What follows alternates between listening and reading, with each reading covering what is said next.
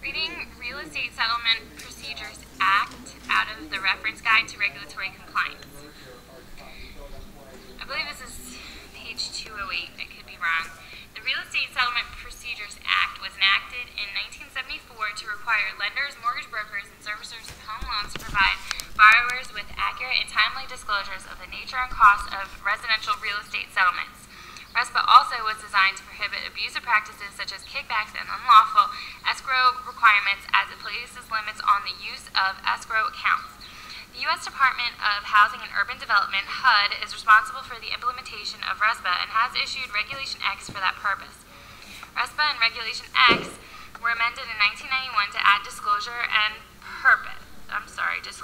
servicing requirements directed at the mortgage servicing industry.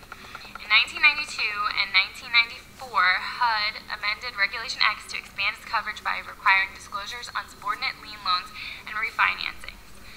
RESPA was also amended in 1994 to exempt most business loans from its coverage. HUD again amended Regulation X in 1994 to revamp the escrow accounting requirements and to make changes to the mortgage servicing disclosure rules.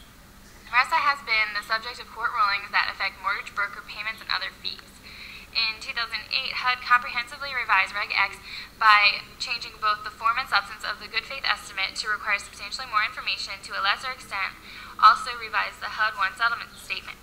The new Reg X also restricted changes for certain closing costs as they have been disclosed on the GFE. Most of those changes to Reg X were effective as of January 1st of 2010. The new servicing disclosure rule was effective immediately as it implemented a previous change to the law. HUD withdrew its required use definition in May of 2009, and on August 13th, 2009, HUD began issuing questions and answers to explain the new rules. Updated facts were issued periodically after that to further explain the new requirements. The Dodd-Frank Act transferred the authority for administering RESPA regulations to the Consumer Financial Protection Bureau effective July of 2011. The guidance issued by HUD has also been transferred and remains in effect until the CFPB amends it. In January 2013, the Bureau issued rules primarily governing servicing activities to be effective on January 10th of 2014. Also during 2013, the CFPB issued rules to integrate TILA and RESPA disclosures. The new disclosures will be required beginning August 1st of 2015. We know that now not to be true. The actual implementation is August 1st of 2015, and there is speculation that it may be pushed back further.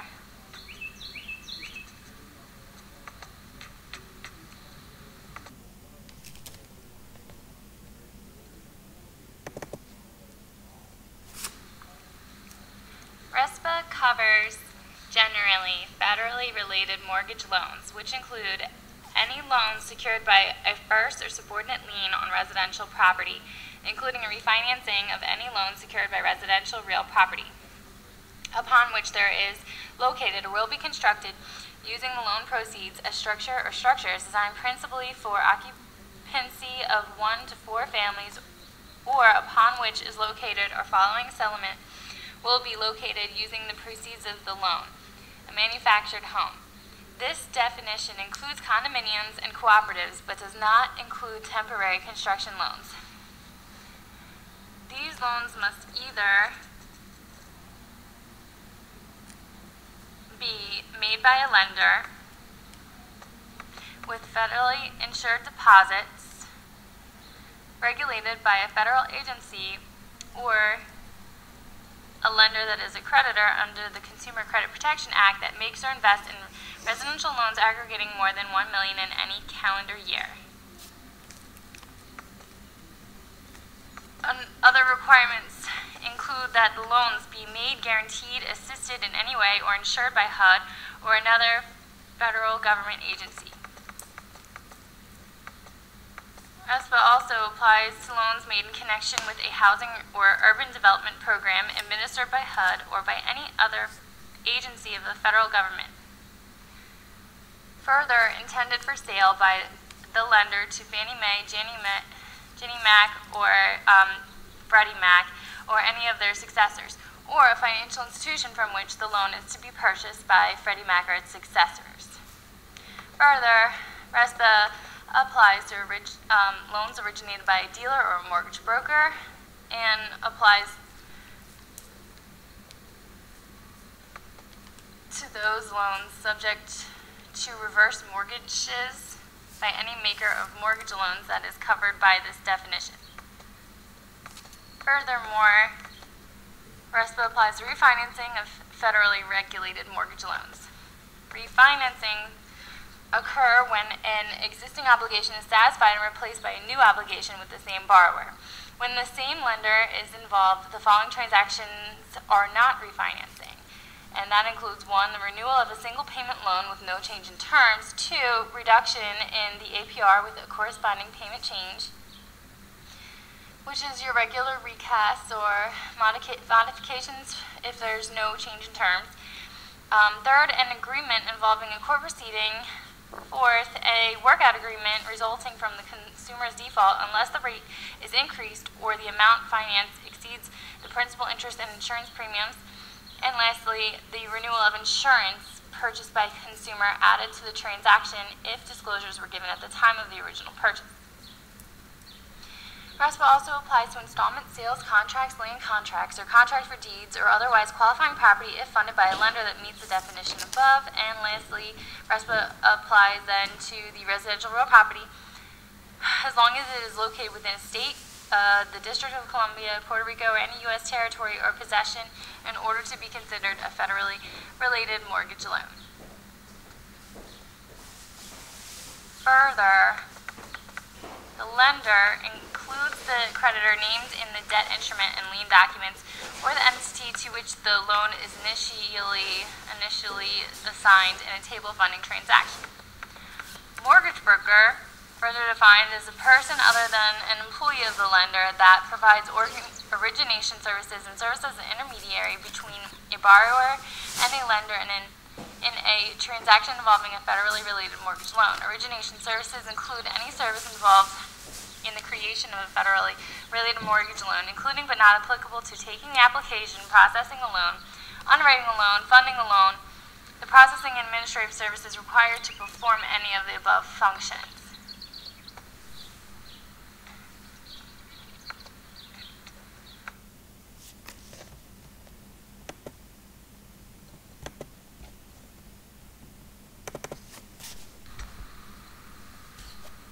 Okay, what is exempt from RESPA?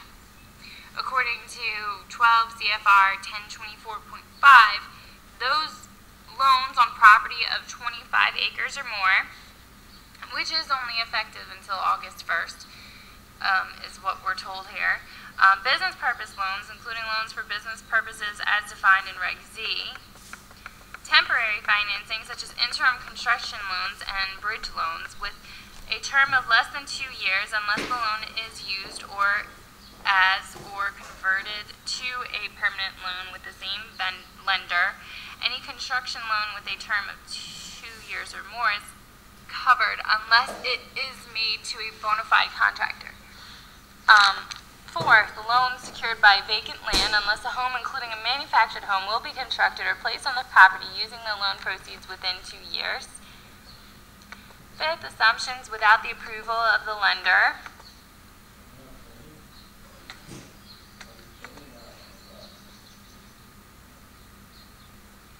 Let's just scroll back up here. 6th, exempt from RESPA is conversions of a federally related mortgage aren't covered if the conversion is consistent with the terms of the original mortgage and if a new note is not required. 7, secondary market transactions except for the servicing transfer rules as long as they are bona fide transfers. The Bureau will consider the real source of funding and the real interest of the funding lender to determine coverage. The creation of a dealer loan or a dealer consumer credit contract or the first assignment of either to a lender is considered a secondary market transaction. And as of August 1st of 2015, a GFE, a HUD-1 settlement statement, a special information booklet on closing costs, and a servicing disclosure statement are not required on the following types of loans. Loans that require a loan estimate, closing disclosure, and a special information booklet under Reg Z of Section 19E, F, and G, except for reverse mortgages, or loans that receive a TILA disclosure at closing and meet all of the following criteria: that they are 1, secured by a subordinate lien; 2, the purposes for the down payment, closing costs, or other assistance, property rehabilitation assistance, energy efficiency assistance, or foreclosure avoidance or prevention. Third, the loan does not require interest payment. And fourth, the loan provides that repayment of the principal is A, forgiven either incrementally or in whole at a date certain, subject only to ownership and occupancy conditions; B, deferred for a minimum of 20 years after the loan date; C, deferred until the sale of the property; or D, deferred until the property is no longer the principal dwelling of the borrower. Fifth, the borrower costs at closing are less than 1% of the loan and includes nothing but reporting fees, reasonable application fee, and lastly, a reasonable fee for housing counseling services, and the credit complies with all other applicable regulations of this part, including providing the TILA disclosure under Reg Z, Section 18, when a loan estimate and closing disclosure is not required under Reg Z, Section 19E and F.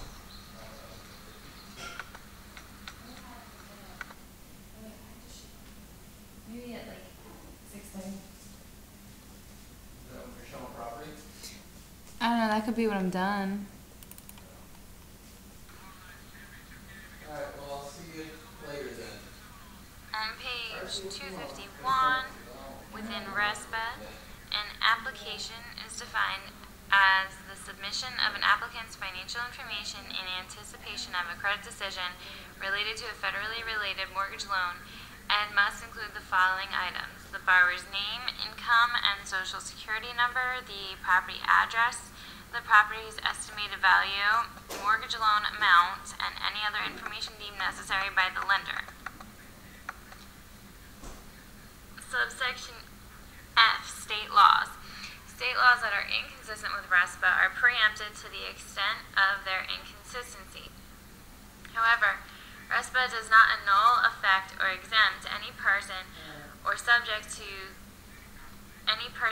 to state law provisions from complying with those laws with respect to settlement practices, except to the extent of their inconsistency. The CFPB may determine if state laws are inconsistent. However, the Bureau may not determine that the law is inconsistent if the state law provides greater protection to a customer.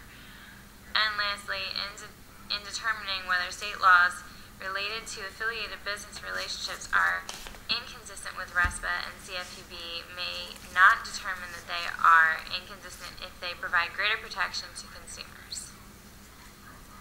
And that's the end of section 1.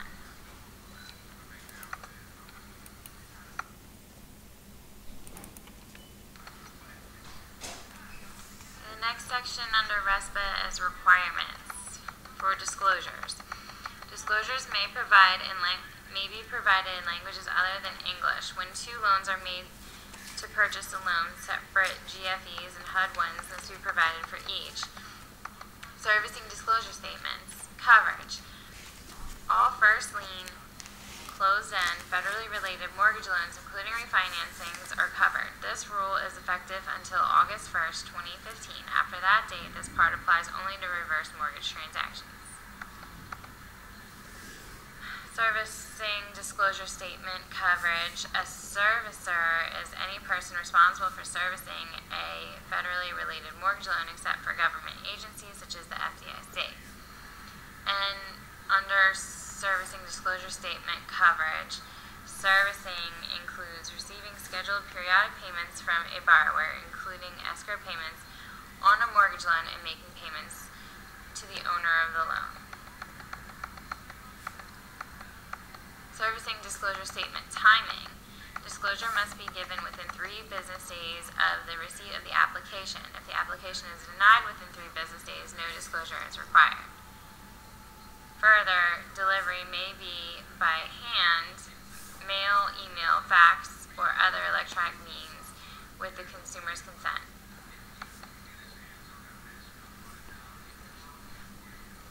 Servicing disclosures further can be provided by a mortgage broker or a lender, and the content of the servicing disclosure statement, according to Appendix MS-1 to Part 1024, suggested language may be used but is not required, and must indicate whether the loan may be assigned, sold, or transferred to any other person during its duration. And if the lender intends to service a loan, the disclosure may state that the lender will service a loan and does not intend to assign, sell, or transfer the loan. Fourth, if the lender does not intend to service a loan, the disclosure may state that the lender intends to sell, assign, or transfer the loan payment of the first payment. In cases where the lender does not know whether it will service a loan, the disclosure may state that the loan may be assigned, sold, or transferred while the loan is outstanding. If there is more than one applicant and each have the same address, the servicing disclosure statement may be given to only one. If co-applicants have different addresses, a disclosure must be sent to each. The next disclosure requirement is the good faith estimate. And under the coverage section, it says that all federally related mortgage transactions except open-end lines of credit covered by Reg Z, if the lender or mortgage broker provides the home equity disclosures required by Reg Z. Coverage further for the GFE,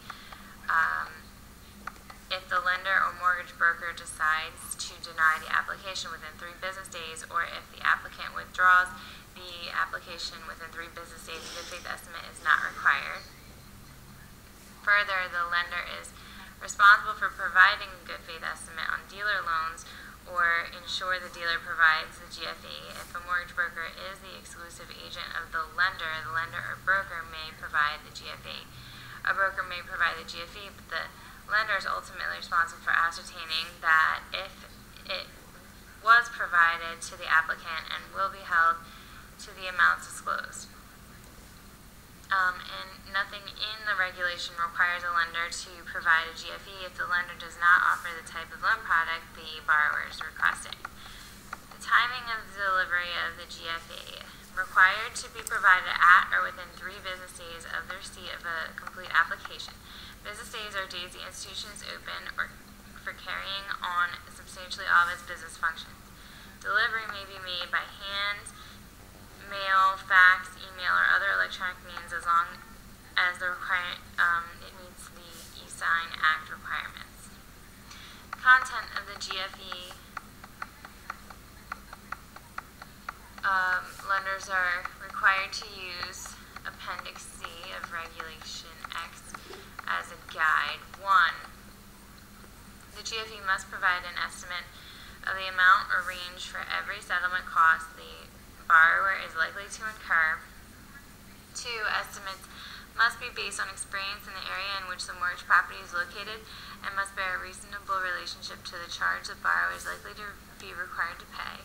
3. Must show fees paid to affiliated or independent settlement service providers on no-cost loans. 4. Must include all applicable costs that will be listed on the HUD 1 or HUD 1A, including the owner's title, even if paid by the seller.